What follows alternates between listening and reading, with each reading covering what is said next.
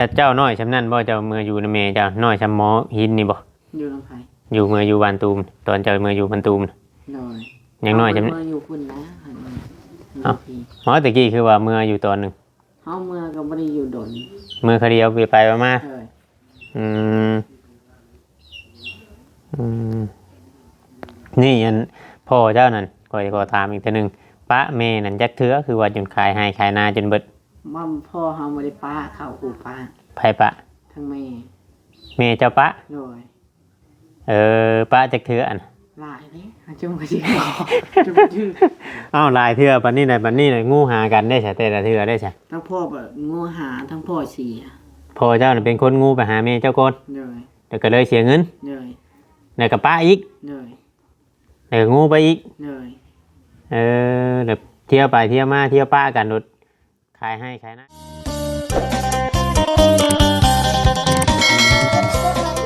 ครับสบายดีเนาะพ่อแม่พี่น้องเบิดสู่ผู้สู่คนมาเพียงเนาะเบิดสมองสุบอนว่าจะเป็นพี่น้องทางฝั่งลาวเนาะครับสวัสดีพี่น้องทางฝั่งไทยอีกทีนึงพบกับช่อง YouTube ของว่าเพียงใช้ใจเกันร้อยเพียงเนาะอีกเช่นเก่าเช่นเดิมพี่น้องเช่นเก่าเช่นเคยเนาะยังอยู่ทั้งบ้านทั้งเรือนของน้องๆแล้วก็อัปเดตในการทาสีหัวสีกำแพงเนาะเพียงเนาะว่ามันยังบ่ได้อันเดวนะพี่น้องเขาก็ทาลำไปหลายรอบนะเพราะว่ามือทามือนี้มืออื่นเขาจังสิได้ทาตัวนั้นลองเบิ่งเดี๋ยวมือนี้เขาต้องเอาสีตัวนี้ให้มันเดวก่อนเดี๋ยวมืออื่นเขาทาสีของแท้ลงไปเนาะเพียงเนาะนี่เขาลำเพราะว่ามันยังอยากล้างอยู่ลำจนเท่ามันยาล้างพุ่นแหละพี่น้องเนาะเพราะว่าแถวตีนแถวขอบเก็บตามนั่นตามนี่มันหัวบัวเนาะเพียงเนาะอย่างนั้นห้อนแห้งอะไรมันพี่น้องเนาะมาแต่เบิ่งทีนาของน้องจ้อยเนาะเพียงเนาะเวียนไปเบิ่งน้องจ้อยหรือว่าทางจังใดจะมาเบิ่งมาชมกันเนาะห้อนแห้งอะไรกินน้ำก่อนพี่น้องเลยเย็นก็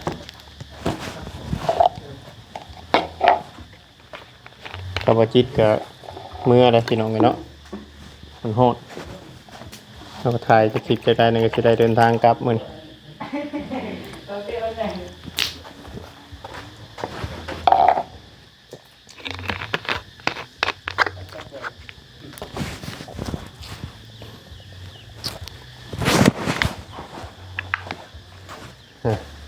บายดีเด้อท่าได้จากลำแล้วน้องก็ได้ซองทางใต้อันนี้หากระลำนึงบายหัวบัวได้บัวนี่ยังหากันเก็บไปซิเนาะโดยว่าสิตอนแรกเด็ดอ่อนเด็ดอ่อนนะพากันพาง่ายบอกเนี่ยมีแต่ว่าระวังยันมันถึกอันเด็กแต่ตีนมันตัวอยู่รุมพี่มันนั่งกับแปลงหน่อยเด้อเก็บเด้อให้มันคุ้งกับพื้นจะดีคุ้งกับเพื่อนจะดีเอาตีนนั่นเอาแปลงเก็บเอาทั้งเทิงกับมันชูงได้เขาเอาล่างด้านมาอันหัวบัวนะล่างด้านมาสมมติว่าเขาขึ้นไปง่อยไปเหยียบตีนเขาเปื้อนมันไปเหยียบตัวขาวมันก็เปื้อนไปอีกล่างด้านมาเก็บเดี๋ยวเขาจังบ่ได้อันชูนมันจังบ่ได้เดี๋ยวบัดท่าเนี่ยไรกับท่าตัวนี้ก่อนมือนี้นะท่าสีห้องปืนแม่ท่าตัวนี้มืออื่นนะจังท่าตัวนั้นไอมาจังท่าก็ได้ไอมาอะไรจังท่ายังได้เติมบอสีของปืนยังได้อยู่มันยังคือนั่นแทนทางเดียวมันห่อนเนาะแม่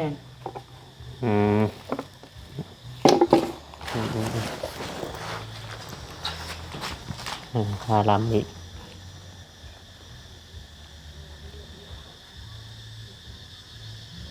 คานกับเสาเนี่ยให้มันได้ลำคานมันกับเสาหน่อยมันสีได้ลาย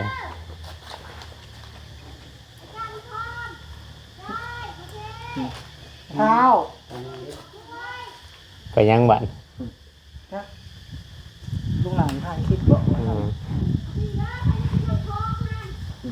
ว่าถ่ายคลิปก่อน อยากคือกันได้ทางนี้กะบ่เอิ้นบ่ เดียวเนาะ เอิ้นแต่นั่นผู้เดียวอะไรบ่ได้เด้อเฮ้ยต้องได้ถ่ายคลิปบ่ยักไปหาเพิ่นก่อนก็ได้เขาอันบอกกัน ถ่ายคลิป แม่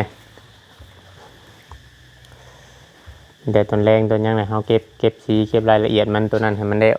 โดย อย่ามืออื่นเฮาจังเก็บสีของแท้ใช่ว่าหัวบัวทั้งเทิงมันก็เฮาก็ทาปกเลยหั่นสีของพื้นกับบัดเฮาทาสีของแท้แล้วมันจังกินง่ายเฮาทาหนาแต่เฮาทาสีของแท้มันก็สิกินไว โดย ทาสีของแท้มันก็กินไวทาพัดนั้นไป เริ่มคือเด้บัดเริ่มงามไปเด้เฮาทา ว่าแต่ไกลงาม เนาะ เลย อย่ามาแต่ไกลบางเฮือนกับบางบ่อนก็ไอ้เห็นเขาท่านั่นเขาสิท่าสีขาวด้วยก็งามอยู่เลย แม่น แต่ว่ามันสีขาวมันบัดคล้ายๆกำแพงวัดเนาะ แม่น สี สีขาวในชวนลายเพิ่นสิท่ากำแพงวัด แม่น นี่ ขาวกับสีเหลืองกับเพลงวัด แม่ ลาย นี่เฮาก็คือนั่นพี่น้องไงเนาะทาได้เฮาตั้งใจเอาสีของเททามนดังสีของเทมันนี่สิเป็นสีตัวนี้สีตัวตัดนี้สีตัวตัดเสานี้พี่น้องเอ้ยมาใส่ตามห้องฟ้าใหญ่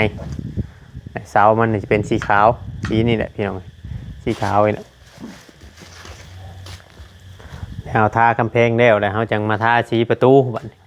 สีประตูตัวนี้แต่ว่าอ้ายยังบ่ได้ซื้อเข้ามาเมื่อเช้าอ้ายยังบ่ได้ซื้อเข้ามาทาตัวนั้นแล้วก่อน ลายทาออมเงินเลย แม่ทาทางนอกทาอ้อมเพื่อนเลยทาทางนอกเดี๋ยวมันทางในนี่มันโบได้ถือน้ำถือลมถือพลมันโบเป็นหยังหรอก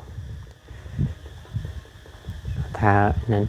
แต่ว่าเวลาทาเขาก็ระวังในได้ตัวนี้นะจังนั้นมันสีเปื้อน โดย เขาเปิดออกมาได้เปิดออกมาได้เขาจังทา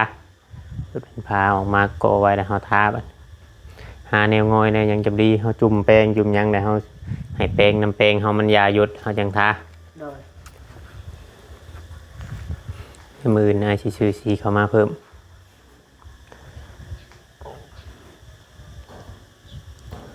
แล้วทาสีเดียวแล้วเขาจังเทตัวนั้น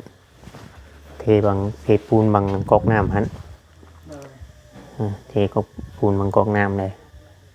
ในแกกะโลตัวอยู่ในเฮือนหันเพราะว่ามัน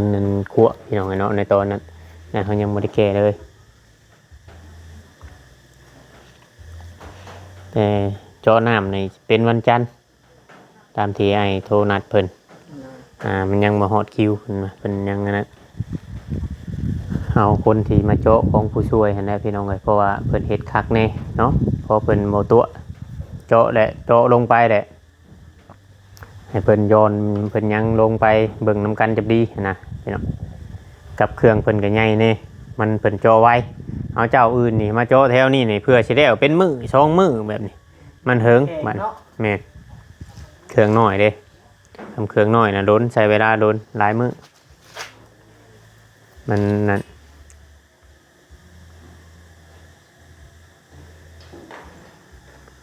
ทาโดดทาหลายลำมันจังกินไว้บรรเทาทาสีอันของเทมันตีนมันเขาเก็บ สีของ แม่ เพิ่นนี่เนาะ แม่ถั่วเฮาเบิ้แนวทาเลยได้บ่ได้มีแนวทาได้ทาแถวเฮือนเฮาก็ทาได้เฮาได้เอาเบิดสิไว้ว่าแล้วมันเกิดสิหาทาลักหัวบ่ เราทาเสาหัวคู่เสา เราทาเสาหัวว่ามันยังนี่ทงไผนี่ทงกันน้ำไผนี่ไผไปซื้อโทรศัพท์แต่ก็ขอแถมโทรศัพท์และทงแบบ บ่ตรงนี้ สั่งมาไว้แบบเต้นสงกรานต์บ่ จะมาขายต้องเอาบอก เล่นสงกรานต์นะมาโทรศัพท์เปียกเขาเล่นอยู่ใช้แถวนี้นะ สามทาง พวกนี้เราเพิ่นบ่ได้เปิดลิง ยาเลยไอจีบันเดือเนาะ แม่น มันเดือยาแล้วบ่ โดย ขาดผายนี่ขาดในยาเลยเนาะ โดย ตะกี้แต่ช่วงแต่ผายยังทันได้ขาดพุ่นเห็นเพิ่นเปิดเด่นอยู่เลย เป็นบุรินทร์แน่เดี๋ยวนี้ส่วนลายก็มีแต่ว่าชมน้ำพระ อืม ไปชมทำปักเนี่ยดันปะกล้วย ไปกล้วยใช่ อยู่ดงท่า ตรงทาตรงในนี้ แม่น เป็นถ้ำบ่ แม่น เออ มีผ้าใหญ่เลยสักโยชูมทั้งเพื่อนน้องไม้พวก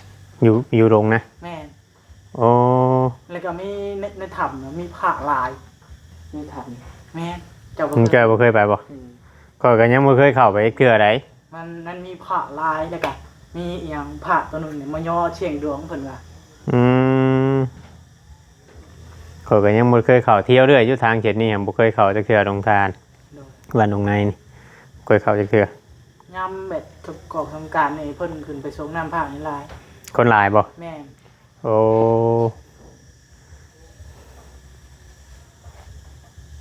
ปีนี้คือว่าเพิ่นสิเปิดเที่ยวบอกเพิ่นว่า หึ เปิดให้สถานที่ท่องเที่ยวหรือว่าชมน้ำผ้า เห็นหลายคนไปเล่น แม่น บ่มีบ่อนเที่ยวบ่อนหยังเนาะ โดยเพิ่นแปลงทางขึ้นฮอดถ้ำเลย อืม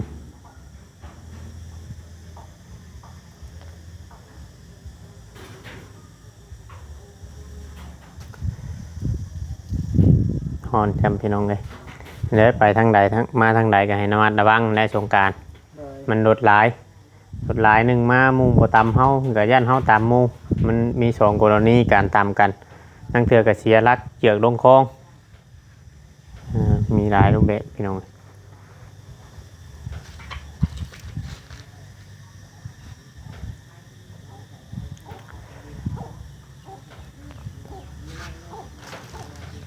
เมื่อบ่ได้เนาะเขาว่าจิตเขาว่าสิ่งหน้ากันเนาะ โดย มันฮ้อนเพิ่นเมื่อเลย ฮ้อนแห้งอะไรสองมือเลยหมดหนาวก็หนาวฮ้อนก็ฮ้อน ถ้ามันยังเด้วก็เก็บไว้น้ำไว้ใช้น้ำเด้อถังน้องจอยเด้อ เนาะ ถังสีไว้ใช้ในเฮือนเจ้าของน้ำได้บุมีถังน้ำแล้วมีแต่นั่นโบนั่นนะนั่นคือเขาได้หิวข้างนอกข้างยังพอได้ตักน้ำใช้ยามยังพอได้ใช้ ต้องได้อยู่แล้วเนาะ แมนต้องได้ใช้เร็วกำแพงนะว่าเร็วนั่นนะคือเขาบอกเนี่ยเทมันยังเร็วแหละนั่นก็มืออื่นทำมาได้ท่าดีกะเขาให้แต่เศร้าเนี่ยก็ท่าเสาท่านี่มันบวหึงเนาะ โดย เอาบริท่าหลายลำเลยตัวนี้นะเราท่าสีตัวนี้ได้แล้วนั้นเอาบริท่าหลายลำเป็นสีของเทนท่าเขาเดียวแบบเดียวกับเขาท่านี่นั่นนี่ท่านี่เขาเดียวมันก็กินไวเอาท่าสีได้เอาท่าสีของพื้นได้บัวยังเขาก็ท่าไปเลยตามศกตามกิ่วตามหยังมันก็คือว่าเฮ็ดเป็นสีกันขาวบอกคือว่าแนวใดนี่เฮ็ดเป็นสีอัน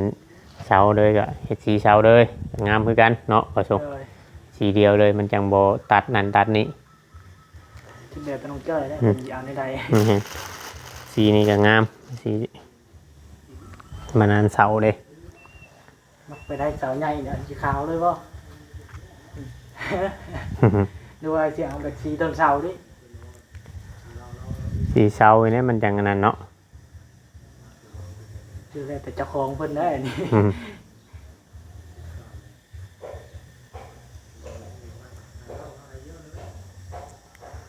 เนี่ยเนาะยับกับพุ่นอีกนะสินั่งก่อน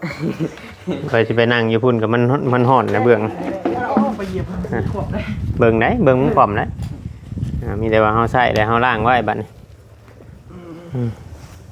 เฮาใส่เฮายังได้เฮาล้างไว้เก็บไว้ยามแหละย่านมันเปื้อนเด็กเวลาเฮาขึ้นทางเทิงน่ะตัวเทิงน่ะมันสิย่อยมันสิเฮ็ดย่อยใช่ มีร้านยันแต่ย่างผ้าวัวบัว ให้มันสิทามันก็อันนั้นแหละ นั่นแหละประกันว่ากำลังจ่อยประเภทได้เฮาอ่ะย่อยแล้วเสร็จรถ แม่นคำย่อยถือแล้วเฮาเช็ดออกรถทำบิด เลย ให้มันบ่เป็นหยังเพพาขาดเสร็จ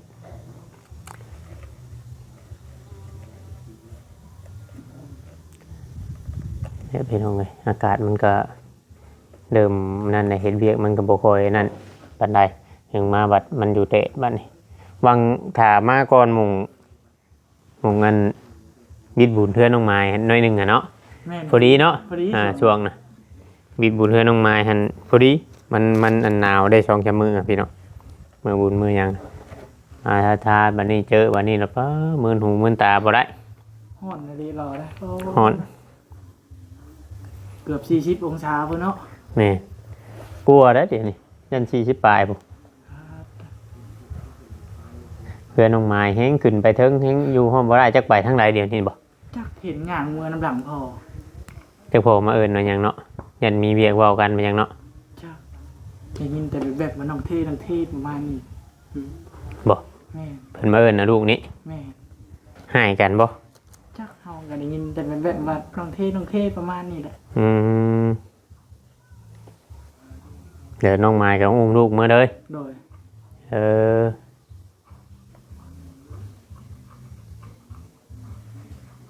เออมีเรื่องอย่างบ่เนาะอืมจักสิให้เราไปเพิ่งไผบัดนี้เนาะยากได้เราก็เนาะ เอาไว้เป็นยิงตัวผู้เดียวเนาะ ผู้หญิงตัวผู้เดียวที่ยากได้บัดหนึ่งมาบัด อยู่จังใดกินจังใด เป็นมาบัดเอาไปเอามาบัดคือว่าอยู่น้ำหมู่บัดคำโบกล้าเว้าบัดเฮงกระเต็กเนาะ แม่ โบกล้าเว้านั่นเว้านี่เฮงกระเต็กนั่นนี่มันบ่มีชาวรักของครอบครัวแหละพี่น้องครอบครัวแบบ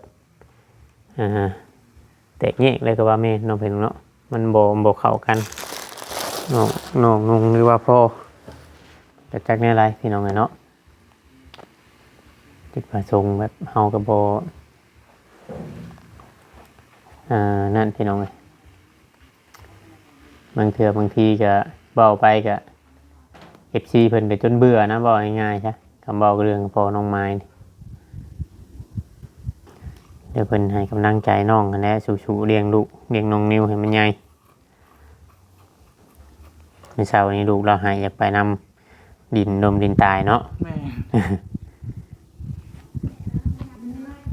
ยังบ่จักหยังนอกน้อยซำน่ะเนาะ โดย ทำให้ก็ให้ชื่อได้สิน้อยซำน่ะ หายก็ได้แต่หายตีไปเลยตีทำเป็นยังบ่ฮู้ความดอก น้องจ้อยจะเจ้าน้อยซำนั้นบ่เจ้าเมื่ออยู่ในเมเจ้าน้อยซำหมอหินนี่บ่ อยู่ลำไผ่ อยู่เมื่ออยู่บ้านตูมตอนเจ้าเมื่ออยู่บ้านตูมน่ะ โดย ยังน้อยซำ เมื่ออยู่คุณนะหันมาอยู่พี่ อ๋อตะกี้คือว่าเมื่ออยู่ตอนหนึง เฮาเมื่อก็บ่ได้อยู่ดน เมื่อคดีเอาไปมา เลย อืมอืมนี่อันพ่อเจ้านั่นก่อยก็ถามอีกทีหนึ่งป้าแม่นั่นจักเถือคือว่าจนขายให้ขายนาจนเบิด ม่อมพ่อเฮาบ่ได้ป้าเข้าอู่ป้า ไผปะ ทั้งแม่ แม่เจ้าปะ โดย ป้าจักเถืออัน หลายเด้หาจุ่มก็สิบอก จะไปชื่อ เอ้าหลายเถือปันนี้ไหนปันนี้ไหนงูหากันได้ใช่แต่ละเถือได้ใช่ ทั้งพ่อแบบงูหาทั้งพ่อเสีย พ่อเจ้าน่ะเป็นคนงูไปหาแม่เจ้าก่อน เลย เดี๋ยวก็เลยเสียเงิน เลย เดี๋ยวกับป้าอีก เลย เดี๋ยวงูไปอีก เลย เดี๋ยวเที่ยวไปเที่ยวมาเที่ยวป้ากันหนุดขายให้ขายหน้าจนเบิด เลย อืมทั้งพ่อนี่บ่ได้เป็นคนป้าลอกแล้วนะกินฮอดอยู่เนาะ เลย แต่ว่าแม่เนาะเป็นคนป้าเนาะ เลย แม่เป็นคนป้าแต่บัดนี้แหละคำพ่อเจ้าอยากคืนกันแหละแม่น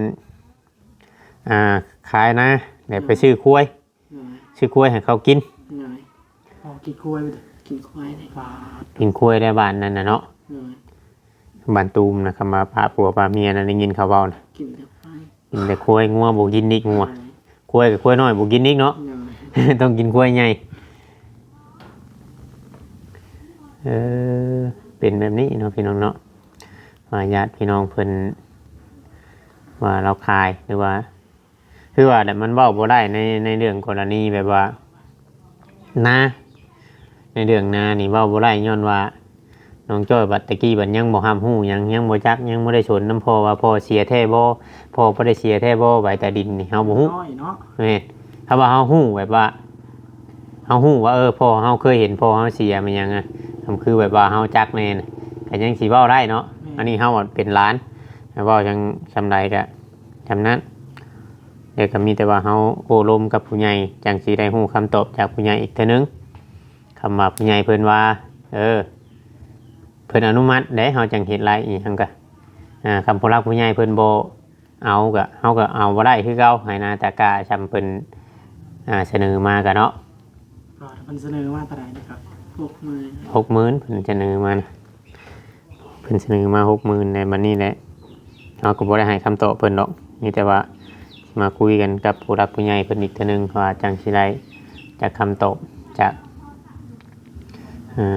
ผู้ใหญ่เพิ่นให้จังสิไปร่วมกับเราอีกเทื่อนึงว่าเฮาให้ได้สำใดหั้นนะพี่น้องเอ้ย ถ้า60,000นี่สำหรับอ้ายนี่ก็ยังถือว่าแพงอยู่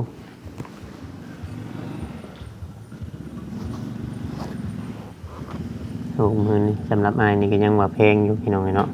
แต่ก็ยังบ่ได้ว่าสินั้นเพราะว่าผู้ใหญ่เพิ่นก็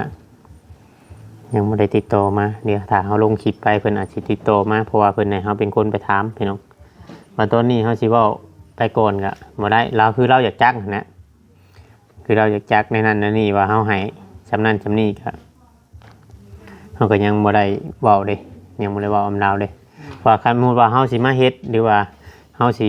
เอาแท้ๆนี่เป็นชื่อของน้องจ้อยอดีนี่เฮาก็ต้องเอาในบ้านไปเอาตลับเม็ดไปดึงคักแน่ต้องมีลายเซ็นต้องมีใบยั่งยืนมาหนึ่งมานี่เฮาเว้านำคนที่จะไปแล้วนี่เว้าในไหลมันก็คือเนาะของแน่เพิ่นบ่ได้มีคำตอบคำเถียงกับเฮาเด้เพิ่นแน่เพิ่นเว้าแหละแน่ว่ามีแต่ว่าชุดแหละมีแต่ชุดแหละมันก็เลยบ่ได้นะมันเว้ากับคนที่เพิ่นจากไปแต่เฮาเพิ่นสิเว้าในไหลก็แม่นของเพิ่นว่าให้หน้ากับคนอื่นคือเราเว้านะ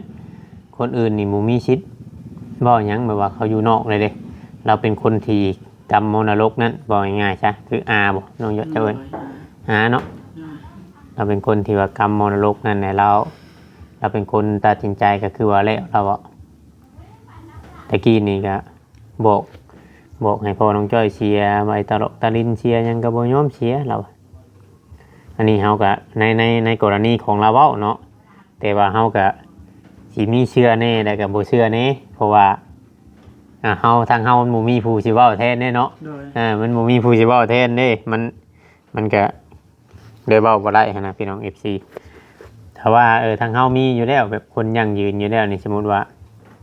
คือว่าแม่น้องจ้อยเป็นน้องเป็นแม่น้องจ้อยแบบจู้น้ำกันฮักแพงกันอะไรนี่ยังว่าจะคืออีกเนาะคำคือแม่น้องจ้อยว่าเราเป็นไพ่ยุหักคำว่าทางแม่น้องจ้อยแปลว่าอันคอยเชียร์อยู่ครูปีเจ้าคือว่าคอยบ่เชียร์อย่างฉันอย่างที่นะมันก็จะคืออีกแบบนึงนี่ท่านมุดว่าทำกับบ่จักยังหรอกคือแม่น้องจ้อยนี่เบิ่งบ่จักยังบ่น้องจ้อยเจ้าฮะแล้วคำว่าสมมุติว่าจะถามเบิ่งนะช่วงที่บ่จักดอกเนาะในตัวนี้นี่คอยเบิ่งได้เพราะว่าเราก็คือเฮาฮู้กันทันได้เนาะไปมาเนาะบ่ได้อยู่เป็นหลักเป็นแดงนั่นที่ว่าเฮาฮู้จักตะกี้ก็มีแต่ว่าอาศัยแต่ว่าฮอดยามหน้าได้มาเฮ็ดนาพอได้เข้าเมื่อกินนี่ซื่อเนาะ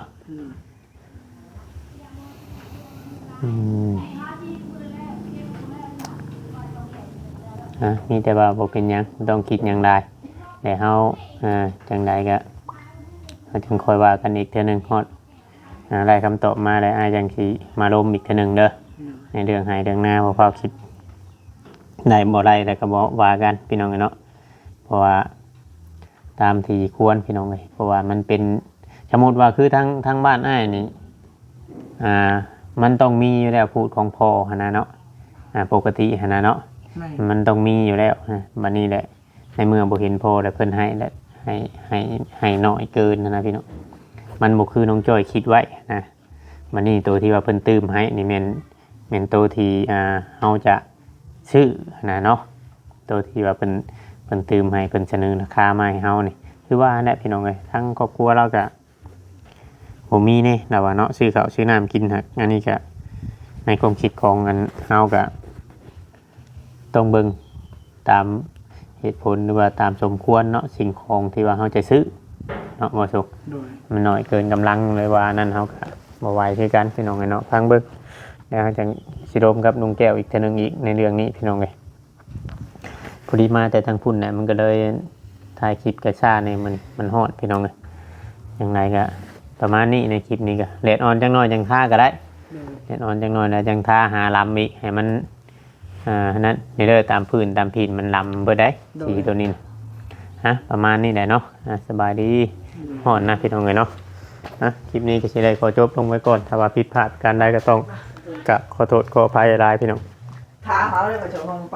คลิปนี้ก็ลำลาพ่อแม่พี่น้องไปแล้วอยู่ดีมีแฮงเบิดสุขุสุคนเนาะเพียงเนาะ